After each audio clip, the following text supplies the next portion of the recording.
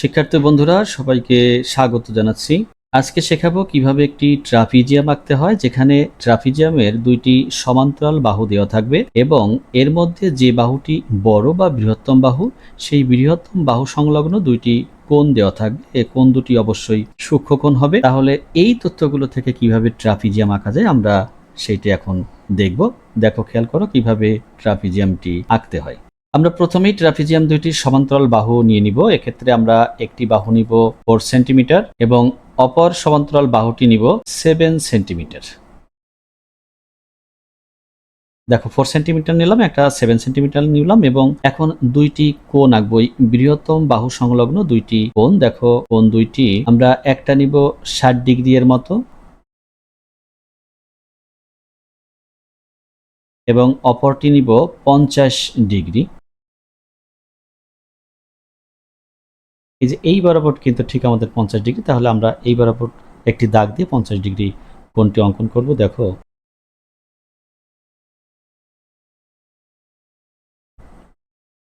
এই যে 50 ডিগ্রি সমান করে কোণটি আঁকলাম। এখন আরেকটি কোণ আমাদের নেওয়ার কথা আছে 60 ডিগ্রি। আমরা 60 ডিগ্রি কোণ আঁকবো। দেখো, 60 ডিগ্রি কোণ আঁকার জন্য আমরা পেন্সিল কম্পাস ব্যবহার করব। পেন্সিল কম্পাস দিয়ে আমরা সহজেই 60 ডিগ্রি কোণ আঁকতে পারি। দেখো, তোমরা এই কৌশলটা একটু জেনে নাও, এটা তোমাদের সবারই জানা। তারপরেও দেখো, এই যে কোনো ব্যাসার্ধ নিয়ে একটি বৃত্তচাপ অঙ্কন করব। ঠিক ওই ব্যাসার্ধের সমান করেই এই যে আগের যে বৃত্তচাপটি রয়েছে, এই বৃত্তচাপের উপর আরো একটি বৃত্তচাপ অঙ্কন করব।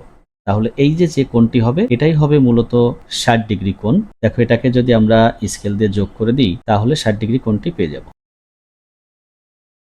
এই যে আমাদের 60 ডিগ্রি কোণটি আঁকা শেষ হলো। বাহু দুইটির নাম দিব। একটার নাম দিব এ বাহু, আরেকটির নাম দিব বি বাহু এবং এই যে 60 ডিগ্রি কোণ, এটার নাম দিলাম এক্স এবং যে কোণটি 50 ডিগ্রি, এটার নাম দিলাম ওয়াই। তাহলে এখন কি করব? তথ্যগুলো দিয়ে আমরা ট্রাপিজিয়ামটি অঙ্কন করব।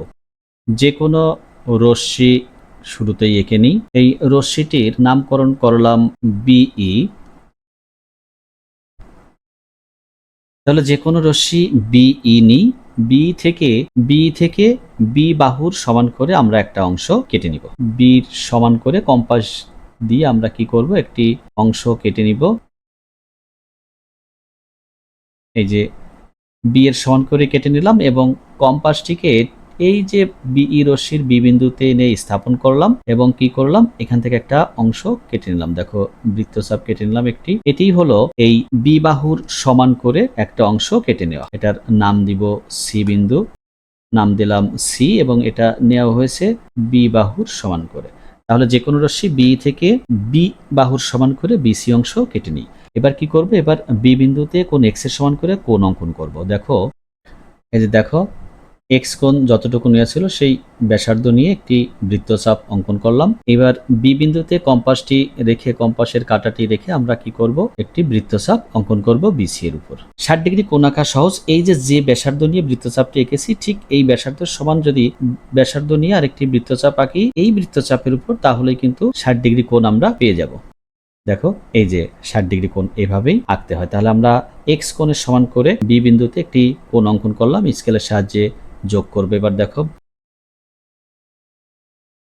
এই দেখো কোণটি অঙ্কন সম্পন্ন হলো। এবার কোণের এই বাহুটির নাম দিলাম বি বিন্দু। তাহলে কোণ এক্স এর সমান করে বি বিন্দুতে কোণ সি বিপি অঙ্কন করলাম। এখন কি করব? এখন সি বিন্দুতে ওয়াই কোণের সমান করে আমরা কোণ অঙ্কন করব। দেখো, এই যে দেখো, ওয়াই কোণের সমান করে এখন কোণ অঙ্কন করছি। সবাই একটু ভালো করে খেয়াল করো। এই দেখো, যে কোনো ব্যাসার্ধ নিয়ে একটি বৃত্তচাপ অঙ্কন করলাম। ঠিক এই ব্যাসার্ধ নিয়েই আমরা সি বিন্দুতে বৃত্তচাপ অঙ্কন করব। ভালো করে দেখে নাও। এই যে দেখো, কম্পাসটি এভাবে ধরবে, এরপর কম্পাসটি ঘুরিয়ে ঠিক ওই বৃত্তচাপের ব্যাসার্ধের সমান ব্যাসার্ধ নিয়ে একটি বৃত্তচাপ অঙ্কন করবে। এবার এই যে দেখো, ঠিক এইটুকু, এই যে কোণের দুটো বাহুর মধ্যবর্তী যে অংশটুকু, এটা সাবধানতার সাথে নিতে হবে যাতে একদম কাটায় কাটায় ঠিক হয়, ভুল না হয়, একটু খেয়াল রাখবে। দেখো, এই যে দেখো, একদম ওই বিন্দুর সাথে মিশে যাবে। এই অবস্থায় এখানে একটি বৃত্তচাপ অঙ্কন করবে। এই যে একটি বৃত্তচাপ অঙ্কন করবে এভাবে। এরপর এই যে সি বিন্দুতে যে বৃত্তচাপ এঁকেছিল, ঠিক এইখানে নিয়ে আসবে এটাকে। এরপর দেখো, এই যে দেখো, ঠিক কম্পাসটি এই অবস্থানে আসার পর একটি বৃত্তচাপ অঙ্কন করবে। এবার স্কেল দ্বারা যোগ করলেই আমরা পূর্ণাঙ্গ কোণটি পেয়ে যাব। স্কেলটি সাবধানতার সাথে বসাতে হবে যাতে যোগ করলে একদম ছেদবিন্দু দিয়ে চলে যায়। এই যে কোণ অঙ্কন হয়ে গেল। এখন এই কোণের এই বাহুটির নাম দিলাম কিউ বিন্দু। তাহলে আমরা কি করলাম, আমরা সি বিন্দুতে ওয়াই কোণের সমান করে কোণ বি সি কিউ অঙ্কন করলাম। এখন কি করব, এখন এই যে আমাদের আরো একটি বাহু রয়ে গেছে, এই বাহুটার সমান করে একটা অংশ কেটে নিব। দেখো এই যে এ বাহু ছিল, এই এ বাহুর সমান করে দেখো এই যে সমান নিলাম। এই যে দেখো একটু ছোট্ট একটু বৃত্তচাপ এখানে দেখাবো যাতে এটা সমান করে যে নিচ্ছি এর একটা প্রমাণ থেকে গেল। এবার কি করব, বি বিন্দুকে কেন্দ্র করব, এই বিসি থেকে আমরা এর সমান করে একটা অংশ কেটে নিব, এটার নাম দিব এফ বিন্দু। এখন এই এফ বিন্দুতে বিপি এর সমান্তরাল করে একটি সরলরেখা অঙ্কন করতে হবে।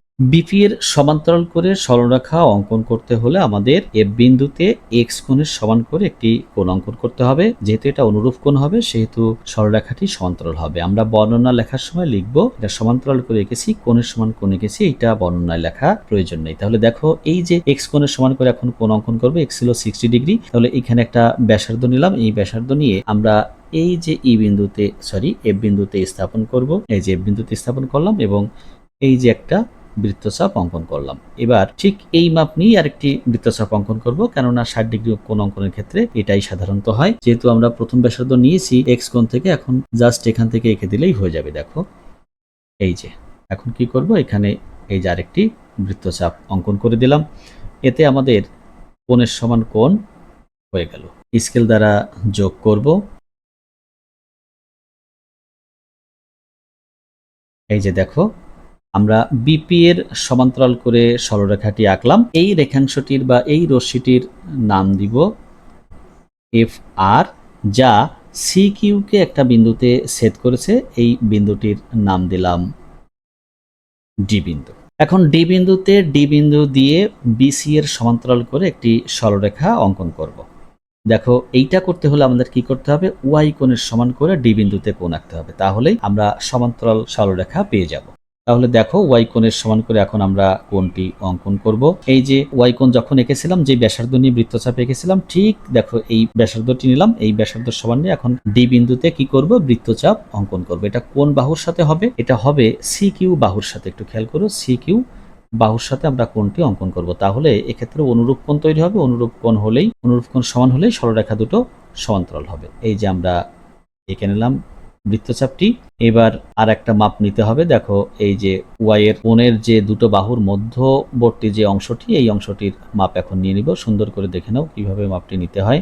দেখো এই যে ঠিক আগের মাপের সমান করে মাপটি নিলাম। এখন এই যে যেখানে বৃত্তচাপ এঁকেছিলাম এই বিন্দুতে স্থাপন করব। দেখে নাও একটু সুন্দর করে, এই যে এরকম ভাবে স্থাপন করে জাস্ট আগের বৃত্তচাপের উপর একটি বৃত্তচাপ অঙ্কন করতে, তাহলে কোণের সমান কোণ হয়ে যাবে এবং আমরা সমান্তরাল সরলরেখা পাবো। যোগ করার পর আমরা এখন যোগ করব। দেখো স্কেলের সাহায্যে যোগ করে কোণ আঁকা সম্পন্ন করব। ভালো করে একটু দেখে নাও, স্কেলটি ঠিক মাপে মাপে বসাতে হবে যাতে ছেদবিন্দু দুটো একদম মিলে যায়, সেইভাবে স্কেল দিয়ে যোগটা করে দিতে হবে। দেখো এই যে আমি বসালাম, এবার পেন্সিলের সাহায্যে কি করতে হবে, এইখানে কোণটি এঁকে দিব।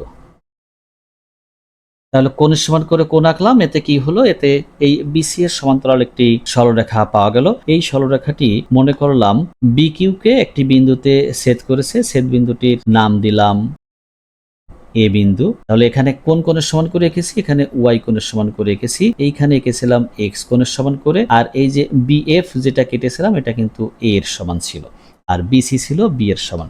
তাহলে সর্বশেষ আমরা যেটা করলাম সেটা হলো ডি বিন্দু দিয়ে বিসি এর সমান্তরাল করে ডি এ রেখাংশ এঁকেছি, যা বিপি কে এ বিন্দুতে ছেদ করেছে। তাহলে এই যে এ বি সি ডি, দেখো ভালো করে, এ বি সি ডি, এই এ বি সি ডি যে চিত্রটি পেয়েছি এটাই হলো আমাদের সেই ট্রাপিজিয়ামের চিত্র, যে ট্রাপিজিয়ামের তথ্যগুলো দেওয়া ছিল। দুইটা সমান্তরাল বাহু এবং বড় বাহু সংলগ্ন দুইটি কোণ দেওয়া ছিল, কোণ দুটো ছিল সূক্ষ্মকোণ। এই তথ্য দিয়ে আমরা যে ট্রাপিজিয়ামটি আঁকলাম সেই ট্রাপিজিয়ামটির নাম হলো এ বি সি ডি। আশা করি তোমরা এই অঙ্কনের কৌশলটা বুঝতে পেরেছো। এভাবে নিজেরা বাসায় যদি প্র্যাকটিস করো তাহলে অবশ্যই ভালো করে আঁকা শিখবে এবং পরীক্ষাতে উপস্থাপন করতে পারবে। অঙ্কনের বিবরণটুকু আমি এই ভিডিওর শেষ দিকেই যুক্ত করে দিব, তোমরা আশা করি ওটা দেখে নিবে। এবং এটা অনেক সহজ ব্যাপার, তোমরা যেভাবে এঁকেছো জাস্ট এই আঁকার পদ্ধতিটাই কি করা, বর্ণনা করা, এটাই হলো অঙ্কনের বিবরণ। অনেক সহজ ব্যাপার, চেষ্টা করলেই পারবে।